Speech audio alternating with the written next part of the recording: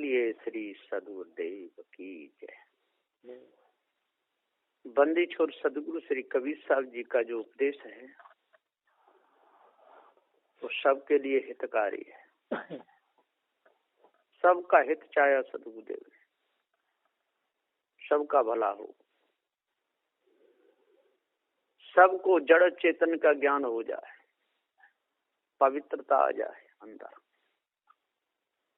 खानी वानी दोनों जाल सदगुरुदेव ने दर्शा दिए। खानी जाल में स्त्री कुटुंब परिवार सब चलता है, और वाणी जाल में ईश ब्रह्म परमात्मा देवी देवता भूत चुड़ैल तंत्र मंत्र जादू टोना हवन होम सब चल रहे हैं। ये दोनों जाल सदगुरुदेव ने बता दी। और कल्याण पद भी सदगुरुदेव ने बता दिया। मुक्ति पद, मुक्त कौन हो सकता है और कौन नहीं हो सकता, ये पूरा भेद सदगुरुदेव ने बताया। जो खानी वानी दोनों जालों में फंसा हुआ है उसकी मुक्ति नहीं हो सकती, कभी कभी नहीं होगी। चाहे वो राम हो, चाहे श्याम, चाहे विष्णु, ब्रह्मा विष्णु महेश में से कोई भी हो, देती को देवता जो माने गए, खानी वानी जाल में यदि फंसे हैं तो मुक्ति नहीं होगी किसी प्रकार से। तो इन दोनों जालों को जो त्याग देगा तो उसी क्षण मुक्त हो जाएगा। त्यागते काल पीर तिनकी मिटी, जिनको दृढ़ बैराग, ते बिन जीव से दुखित अति पच पच मरे अभाग। तो खानी वानी दोनों जालों को जब त्यागेगा, इनसे प्राम हो जाएगा, अलग हो जाएगा, तो मुक्ति होगी। और इनमें फंसा रहेगा तब तक मुक्त नहीं हो सकता। चार वर्णों के चक्कर में फंसा रहे, जात वर्ण के चक्कर में फंसा रहे, देश पक्ष के चक्कर में फंसा रहे, हर समय खाने पीने में ही फंसा रहे, धन दौलत के चक्कर में फंसा रहे। अष्ट मद में फंसने वाले का कल्याण नहीं होगा। चार मद हैं खानी के और चार मद हैं वाणी के। स्त्री मद, राज मद, बल मद और धन मद।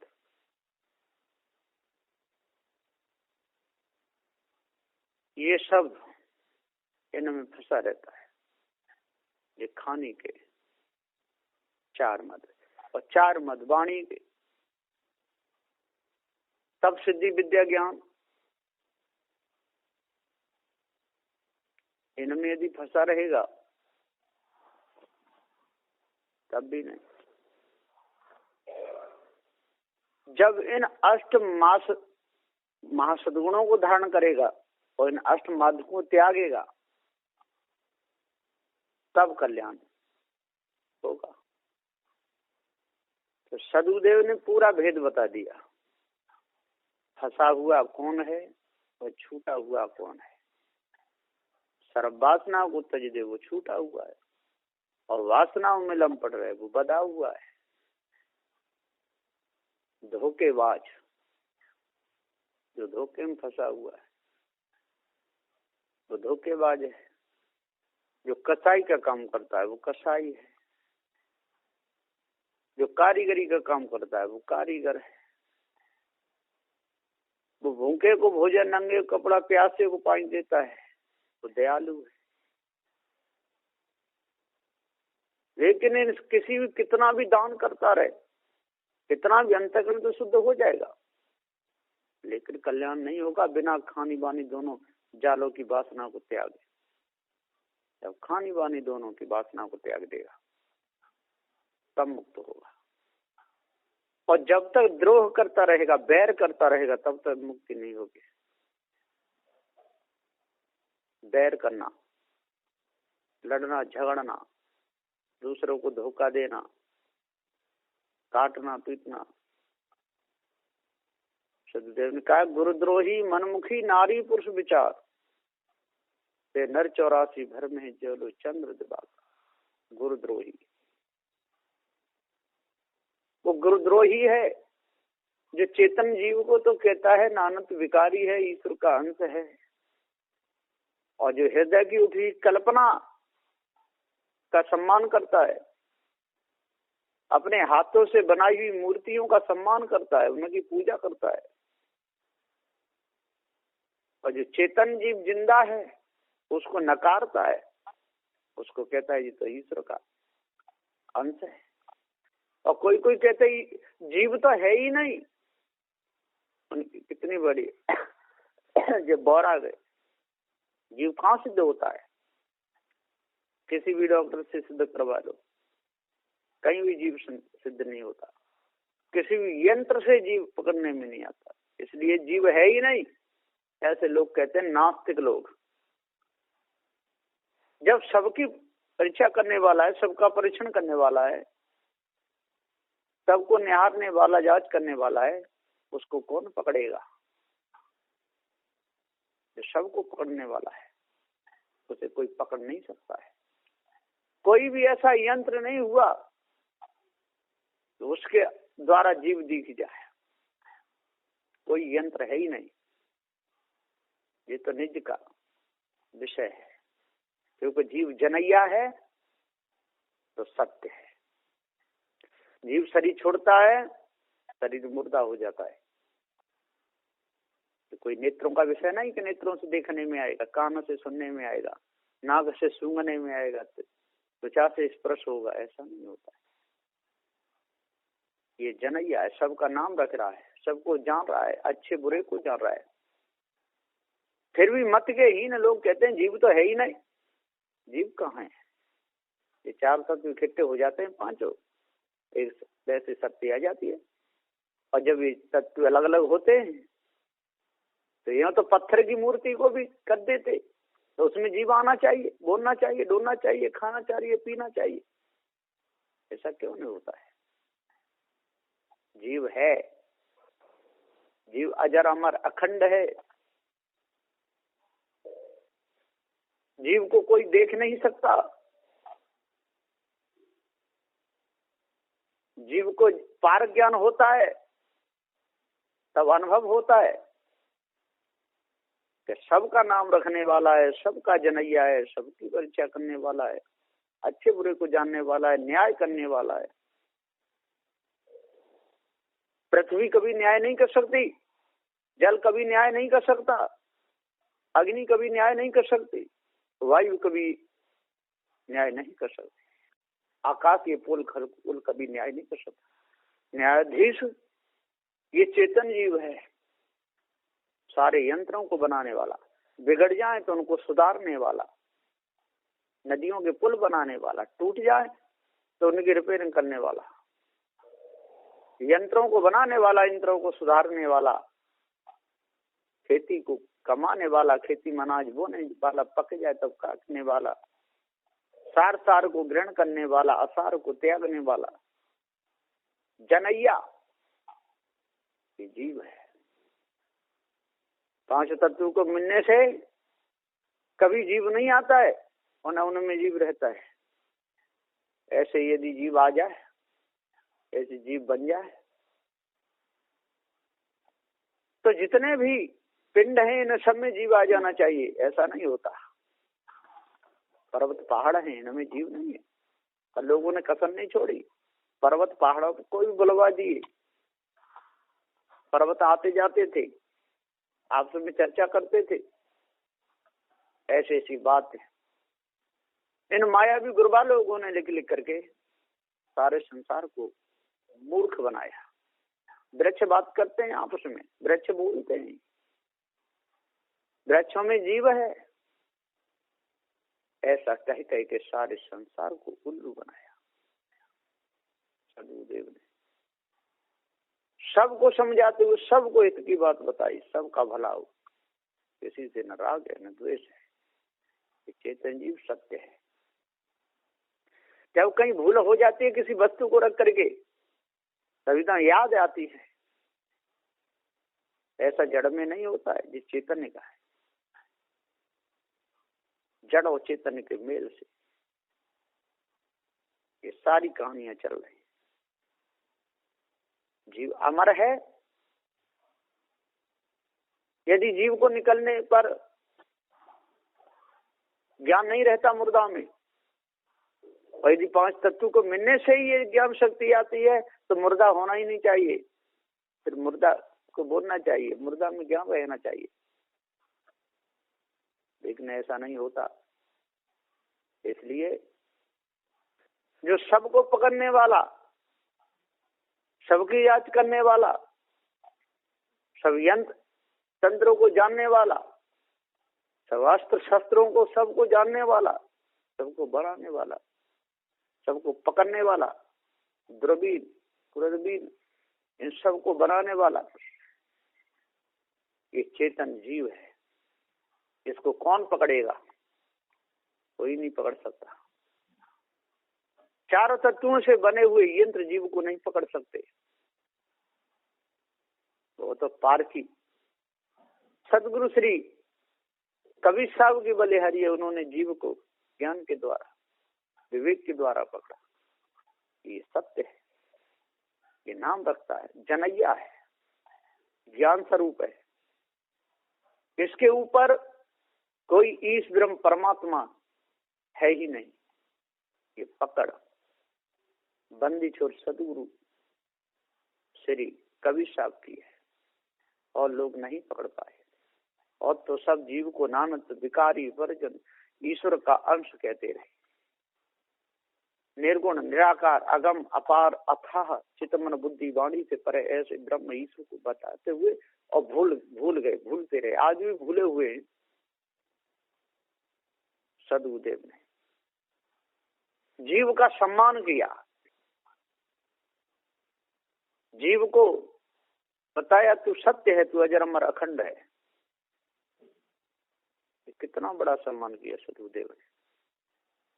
और लोगों ने ईश ब्रह्म परमात्मा सत्य है, जीव तो उसका अंश है। जब अंश है, नानक विकारी है, वर्षिण है, तो फिर भजन करने को क्यों बताया? कोई अंश किसी का भजन करेगा? नानक विकारी कोई भजन करेगा? कुछ है ही नहीं। कोई किसी का भजन करेगा? इन्होंने कितना बड़ा धोखा दिया। स्वयं धोखे में रहे और दूसरों को धोखा देते रहे। वृक्षों से बात करवाते रहे, पत्थरों से बात करवाते रहे, नदी नाले बोलते थे, ऐसी कल्पना ले आपसे बात करते थे। समुद्र तक बोलता था। इस समुद्र का जो पहरेदार होगा या वहां का राजा होगा वो तो बोलेगा ही बोलेगा। पर्वत पहाड़ जिसकी सीमा में आएंगे वो तो बोलेगा ही बोलेगा। बाग बगीचे जिसकी सीमा में आएंगे वो तो उनकी रक्षा करेगा ही करेगा, बोलेगा। लेकिन पेड़ों से बात करवाते थे, फूलों से बात करवाते थे। एक जगह तो लिखा था कि जब माली जाता था तो फूल हंसते थे कि ठीक चला गया, और जब आता था तो रोते थे अब टोर के ले जाएगा। अब कोई फूल हंसते वो हमको टोर के चढ़ाएगा। ये सारी बेवकूफी की बात है। द्रोणागिर पे जब हनुमान जी पहुंचे तो सारी बूटियां सज के खड़ी हो गई कि हमको ले चलो, हमको ले चलो, हमको ले चलो। हनुमान की बुद्धि ने काम नहीं किया तो पूरे पर्वत को उखाड़ लिया। हनुमान क्या पर्वत उखाड़ेंगे? ये तो सब कवियों ने लिख करके सारे संसार को भरमाया। जड़ चेतन का उनको ज्ञान हुआ ही नहीं, उन्हें पता ही नहीं जड़ किसे कहते हैं, चेतन किसे कहते हैं। अब कहते तो रहे, वो भी कहते हैं सो तो जड़ चेतन। चेतन कह देते ब्रह्म को और जड़ कहते हैं जीव को। जीव कोई जड़ नहीं है, जीव ज्ञान स्वरूप है। और जड़ कह करके भी और कहते प्रार्थना करता है जीव। 5 तत्वों को वो भी जड़ कह देते हैं, और जड़ का भाई उनसे बात भी कर लेते हैं, बात करवाते हैं। वृक्ष रोते हंसते, यहाँ तक क्या कि घर मकान पर भी बात करवा देते। जब राम वन को गए तो अयोध्या के जो मकान रोते थे, हमको भी ले चलो। अरे मकानों में रहने वाले लोग रोते होंगे, मकान कोई रोएगा? इसी प्रकार से जब राजा नल औखा परी उस पर वन को गया तो मोहबे के मकान रोते थे नरबरगढ़ के, कहते हमको भी ले चलो। अरे जिस समय तेने हमको बनवाया तो नीचे पहिए क्यों नहीं लग पाए, नहीं तो हम भी ढक ढक के चलते तेरे साथ। ऐसी ऐसी बात लिखी। राजा नल को भूख लगी तो तीतर पकड़ लिए और अग्नि में जला लिए, और जला करके जैसे ही मुंह को ले जा रहा खाने के लिए तो जले हुए भुजे हुए तीतर उड़ गए। ऐसी ऐसी कहानी लोगों ने लिखी है। जरा भी विचार नहीं किया कोई अग्नि में जले हुए भुजे हुए तीतर कोई उड़ेंगे। ये सारे सारे धोखे में भूले रहे और दूसरों को भुलाते रहे। ये बहुत बड़ी भूल है। अब राम के पैर से दुंदुभी दानव की खोपड़ी बहुत दूर फेंक दी। वहां ने ऐसे ठोकर मारी राम ने उस खोपड़ी में, तो बहुत दूर जाके गिरी। उसके नापतोल भी बताई है। और नापने जन को खोपड़ी जब फेंकी पैर से तो कोई नापने गया होगा दौड़ के भजता हुआ, तो नाप के आया हो। लोग ऐसी ऐसी बातें लिखते रहते हैं, दूसरे लोगों को फंसाते रहते हैं। 10 योजन की, 10 सहस्त्र योजन जाके वो खोपड़ी गिरी। नापतोल भी बहुत जल्दी कर लेते। अंडा का प्रमाण बताया, जो जन 50 कोश में अंडे का प्रमाण किया श्री सुखदेव ने बखान। और श्री सुखदेव के मुख से कब्बा देते। सुखदेव जी को बेचारे को पता ही नहीं। ये सारी झूठी बातें। इन झूठी बातों में सारा संसार एक दो फंसा हो तो उसको समझा दिया जाए, सबका सभी फंसे हुए। वृक्षों से बात कर रहे हैं, नदी नालों से बात कर रहे हैं, पर्वत पहाड़ों से बात कर रहे हैं। नाव तक बात करती थी जो जल में चलती थी, नाव वो भी बात करती थी। ऐसी ऐसी गप लिखी हुई है, इनमें लोग फंसे हुए हैं। जड़ चेतन का उनको ज्ञान हुआ ही नहीं। साधु श्री कबीर साहब ने ये पहचान की, वृक्षों में जीव नहीं है। जल में जीव अलग से रहता है, लेकिन जल के स्वरूप में जीव नहीं है। वृक्षों में जीव अलग से हो जाते हैं, कौवे चिड़ैये घोंसला भी बना देते हैं, लेकिन वृक्ष के मूल स्वरूप में जीव नहीं, जड़ में है ही नहीं। रात में चमकते ही भी है वृक्ष, जब अग्नि का तेज का ज्यादा हो जाता है तो चमक बढ़ जाती है। कहीं जल का भाग ज्यादा रहता है तो कहीं अग्नि का ज्यादा रहता है, कहीं पृथ्वी का ज्यादा रहता है, कहीं वायु का ज्यादा रहता है, कहीं पोल खगोल नहीं के रहते हैं। सूर्य प्रकाश करता है, सूर्य कोई जीव थोड़ी है, वो तो जड़ है। चंद्र है, वो भी जड़ है। ये सारा जड़ का पसारा है। वृक्ष में जीव नहीं।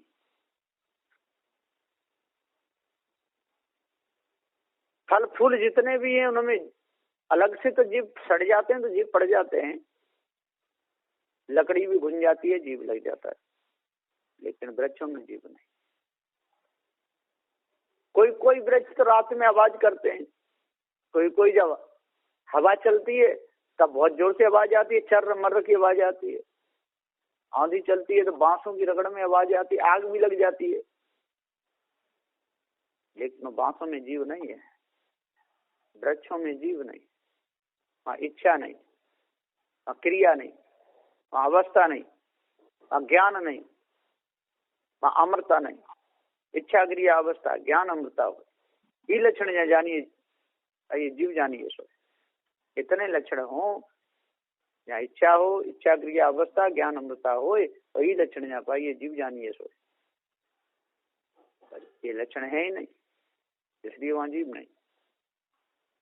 लोग कहते प्रकाश करता है, वृक्ष प्रकाश करता है। अरे जड़ में तो प्रकाश होगा ही, जड़ से तो होता ही है। अग्नि जड़ है, तेल है, उसमें बत्ती डालते हैं, दीपक जलने लगता है।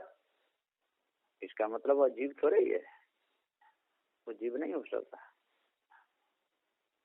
सूर्य की किरणें पड़ती है, कांच चमकने लगता है, उस कांच में जीव नहीं है।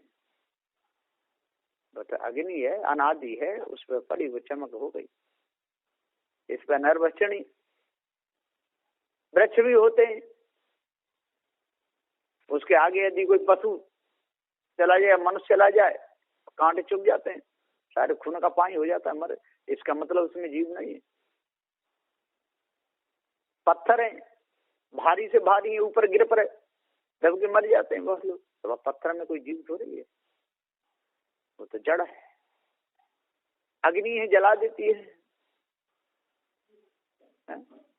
मनुष्य ने शैल बनाए तो जल जाती है, तो शैल में कोई जीव थोड़ी है।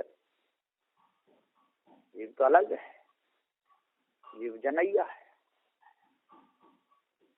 पृथ्वी जलवायु अग्नि के जो परमाणु अलग हैं, और चेतन अविनाशी ज्ञान स्वरूप अलग है। लेकिन लोग भूले हुए हैं, भूले भटके हुए लोगों की संसार में कोई कमी नहीं है, और उन भूले भटके वो के पीछे पड़ने वालों की कमी नहीं, तुरंत मान जाते हैं। कल ये कह रहा था कि सुरति ही जीव है, और उसको पता नहीं सुरति तो लक्ष्य लगाना कहता है। सुरति लगाना, लक्ष्य लगाना, ध्यान लगाना। कोई ध्यान जीव नहीं है, सुरति जीव नहीं है, लक्ष्य कोई जीव नहीं है। लक्ष्य को जो लगा रहा है वो जीव है, सुरति को जो लगा रहा है वो जीव, सुरति जीव नहीं। और उन्हें पता ही नहीं। और तैसे ही सुनने वाले वो भी कह रहे हैं, वो लाल भुजक्कड़ वो बता रहा है, और सुनने वाले कह बराबर बराबर बराबर, बिल्कुल सही बिल्कुल सही।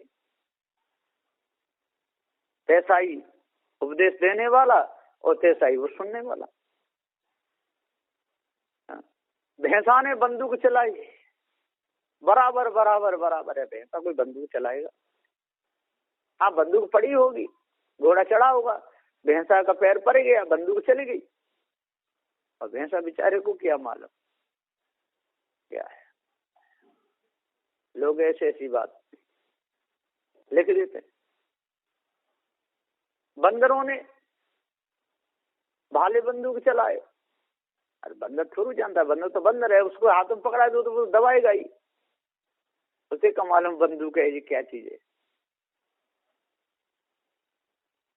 तो लोग इन बातों में भूले हुए हैं, धोखे में। अब कोई कहे कि चूहाओं ने गांव उजाड़ दिए, चूहाओं से भयभीत तो होके गांव के गांव खड़े गए। अभी बेकार की बात है, चूहा बेचारे कोई गांव के गांव उखाड़ेंगे, ऐसा कभी नहीं होता है।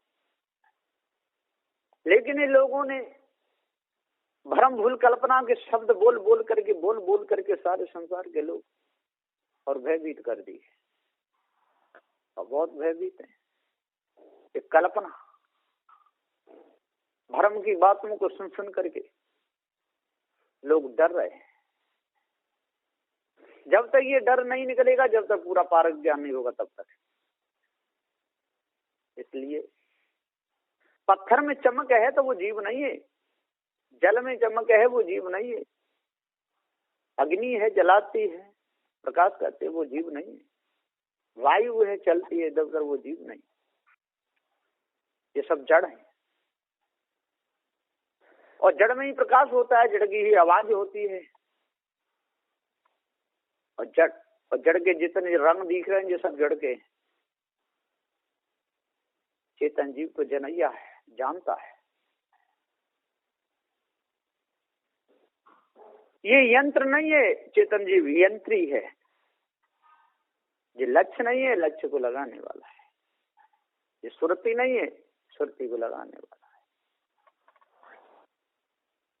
सुरति कोई वस्तु नहीं और जीव वस्तु है। ध्यान कोई वस्तु नहीं, ध्यानी चेतन जीव वस्तु है। जिसका ध्यान किया, ईश्वर का ध्यान किया, ईश्वर भी वस्तु नहीं।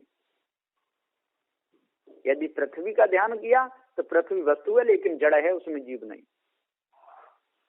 जल का ध्यान किया तो जल वस्तु है लेकिन जीव नहीं।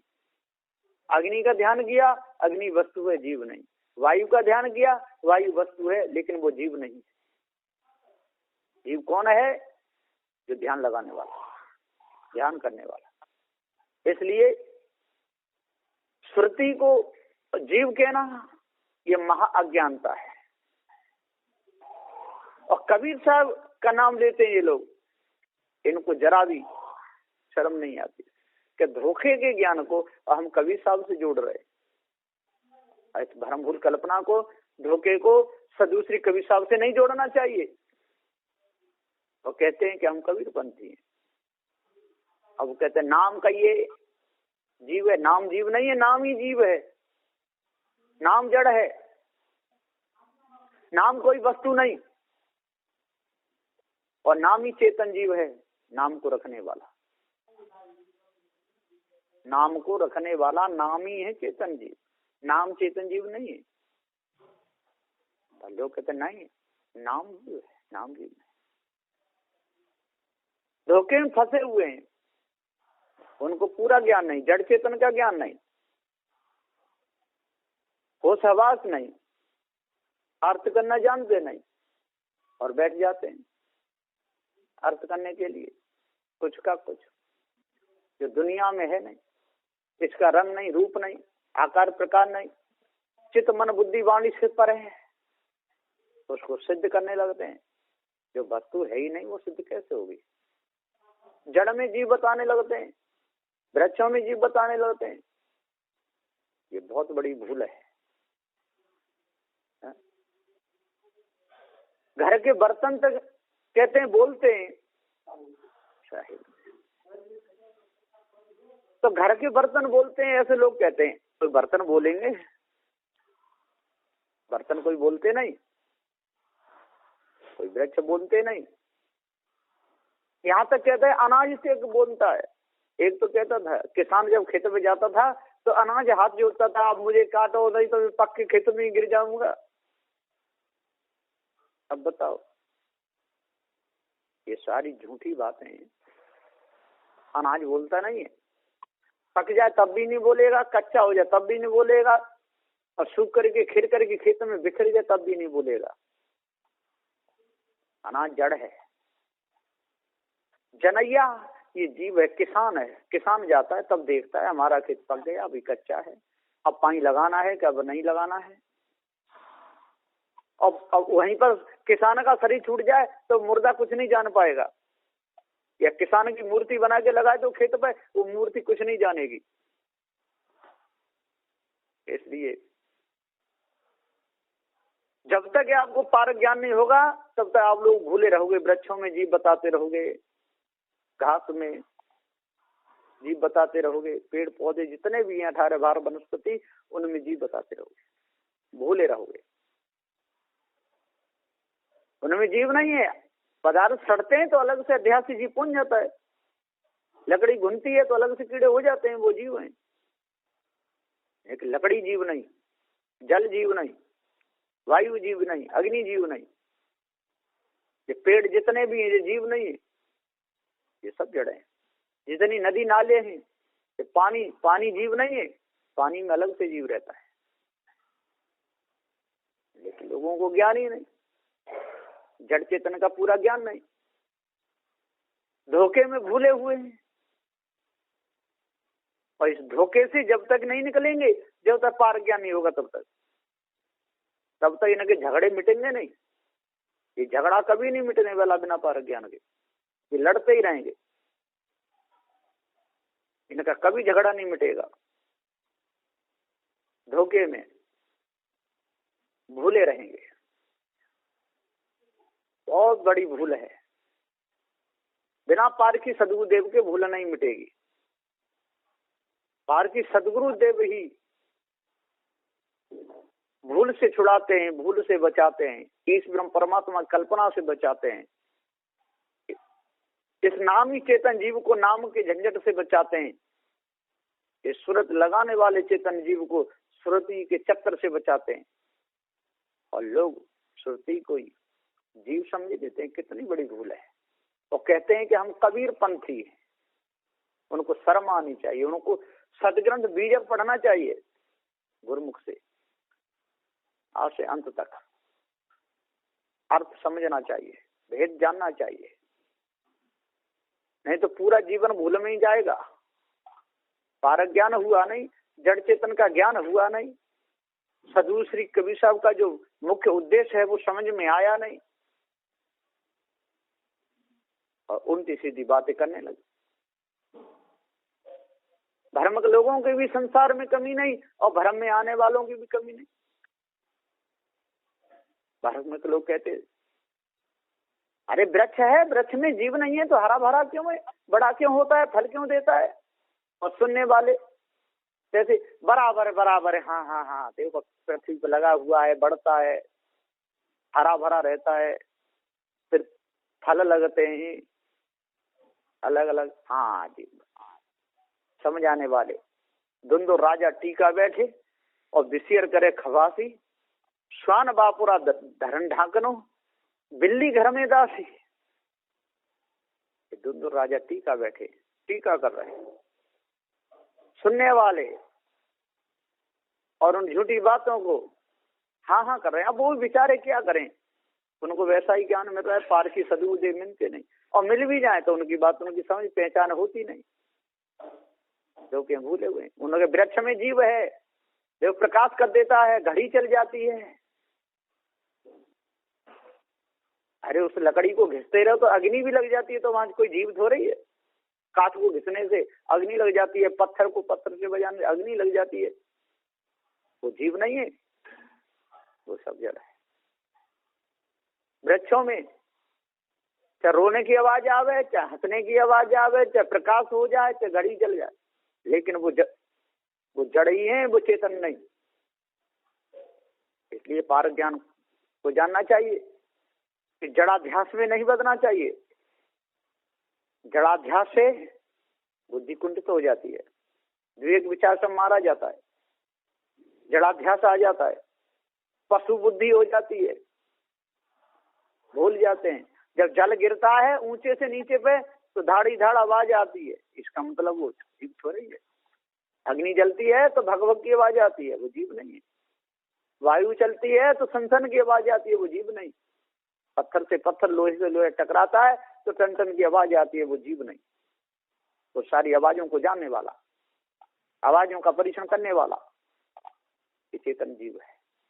लक्ष्य को लगाने वाला चेतन जीव है, लेकिन लक्ष्य जीव नहीं है, लक्ष्य को लगाने वाला जीव है। प्रति जीव नहीं है, प्रति को लगाने वाला जीव है। ध्यान जीव नहीं है, ध्यानी जीव है। इसलिए बाहरी ज्ञान हो जाता है वो जीव नहीं, जो बाहरी ज्ञान जितना भी हो जाता है वो जीव नहीं है। जो अपने आप का है, जो ज्ञान है, वो जीव है। ज्ञान का जीव का समय संबंध है, लेकिन जो बाहरी ज्ञान हो जाता है, कारीगरी का ज्ञान हो जाता है, पकवान मिठाइयां बनाने का ज्ञान हो जाता है, वो जीव नहीं, वो अलग है। जिसके द्वारा कारीगरी हो रही है वो कारीगर जीव है, जिसके द्वारा मिठाइयां बनाई जा रही है, मिठाई बनाने वाला वो जीव है। यदि उस कारीगर के शरीर से जीव निकल जाए तो वो लाश कारीगरी नहीं कर सकती। इसलिए अपने आप को जाना चाहिए, भ्रम भूल को दूर करना चाहिए, भ्रम भूल कल्पना को मिटाना चाहिए, अपने लक्ष्य को सही रखना चाहिए, जड़ चेतन के भेद को जानना चाहिए, पार की सदगुरुदेव की शरण में लग करके इस भ्रम को दूर करके अपने आप को पवित्र शुद्ध करना चाहिए। इन मायावी गुरुवा लोगों की बातों में और इनको जड़ चेतन का ज्ञान नहीं है उनकी बातों में कभी नहीं आना चाहिए। जो कहते हैं कि वृक्षों में जीव है, ये भूले हुए लोग हैं। पृथ्वी में जीव है, ये भूले हुए लोग हैं। अग्नि में जीव है, भूले हुए जीव है। वायु में जीव है, भूले हुए जीव है। अलग से रहते हैं जीव इनमें। पृथ्वी में कितने जीव हैं, कोई जीव को गिनती तो है नहीं, वो पृथ्वी में अलग से रहते हैं, लेकिन पृथ्वी के मूल स्वरूप में जीव नहीं। इसलिए अपने आप को जानो, भ्रम भूल कल्पना को मिटाओ, पार की सदगुरुदेव की संगत करो, जड़ चेतन के भेद को समझ लो, तब जड़ाध्यास मिटेगा। बस इन्हीं वचनों के साथ में मैं अपनी वाणी को विराम देता हूँ। बोलिए श्री सदगुरुदेव की जय।